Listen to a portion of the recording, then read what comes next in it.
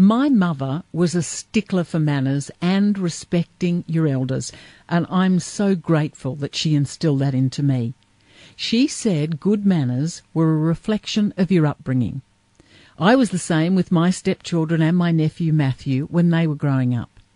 But it seems that younger generations today don't have the same standard of manners, etiquette, ethics and protocol. To set us straight and to explain the difference, I welcome the founder and director of Sydney School of Protocol, Julie Lamberg-Burnet. Welcome, Julie. Thank you, Susie. It's a pleasure to be speaking with you today. Now, can you explain the difference, first of all, between manners, protocol, etiquette and ethics, please? Certainly, and I think it's really helpful for us to understand the difference that manners are what we do and protocol is when to do it. And I think often we're confused by that. And etiquette is if you like, the art or the how we do it, and ethics is why we do it and what we do. Oh, that makes sense. You explained that very well. Has the level of manners changed in people today? I think it has evolved, and I think the key thing that is driving that is that we communicate so differently in today's world, and it's driven by the digital and technology that we have. And that means, in my observations across the globe, is that we're communicating more, but we're communicating less face-to-face. And that obviously has an impact in several ways as to how we're thinking about manners, protocol, etiquette. Who should be teaching our children manners? I think traditionally we've always been educated within the family, and I think that's very important. That's where it starts.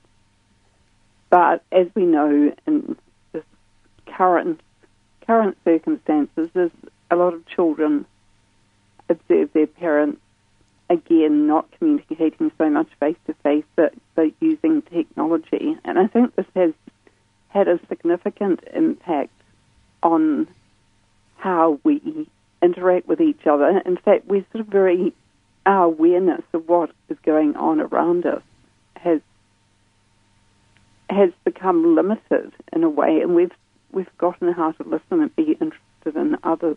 But I think the family is the important place, and also within the education system. But I think we often, as you expressed at the start, we do pick up etiquette and civility from observing people, and it starts with the environment that you're in most of the time. So whether that is school or parents, but it's a combination. But if teachers, for instance, don't pick you up on your manners or pick you up on your grammar, and your parents don't, then it's something that's going to get ingrained into you, isn't it?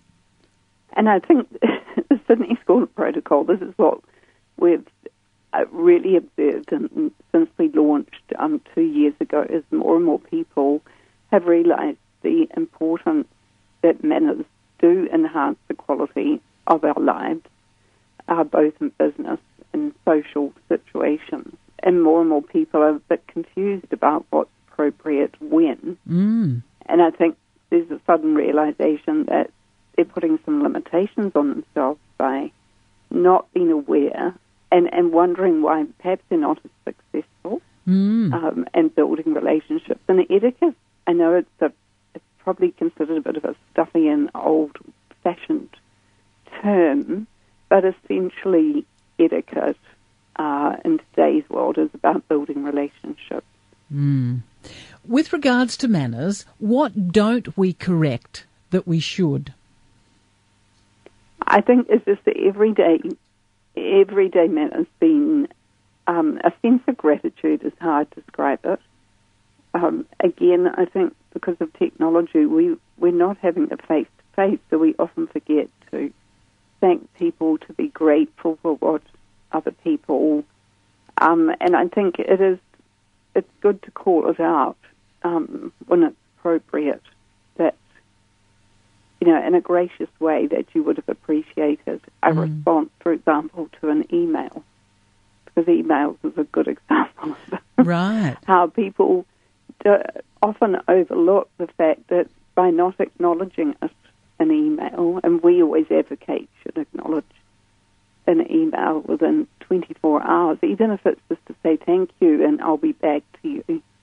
But I think we just leave people in a vacuum. So I think that it's important. I think people are starting to call out those things that they would like to see in building relationships with others. And the more successful people that have that diplomacy, they've learned the art. There's an art and a science around this. Speaking of diplomacy, Tony Abbott's shirt-fronting remark to Russian President Putin, was that bad manners and a breach of international protocol? I don't consider it bad manners. I think perhaps his terminology, he was wishing to make it publicly known how he felt. And again, it's interpretation of shirt-fronting. But I think globally, everyone supported him on his sentiments behind that. So it's okay. It's okay then to do a breach of protocol if everyone agrees with you. Yeah, and again, it's what's appropriate when, and that's where I think with protocol and manners and etiquette, it's not being a straitjacket. And the world is more complex today. There's absolutely no question about that, and it's actually making the right judgment, and that we all make mistakes. But I think generally if we think we like to show consideration for other people, how will that response land with the other people? And I think in a diplomatic sense there's a little bit of more license with that, but clearly with cultural protocols it's very important to get those correct. Where are our role models coming from today, Julie?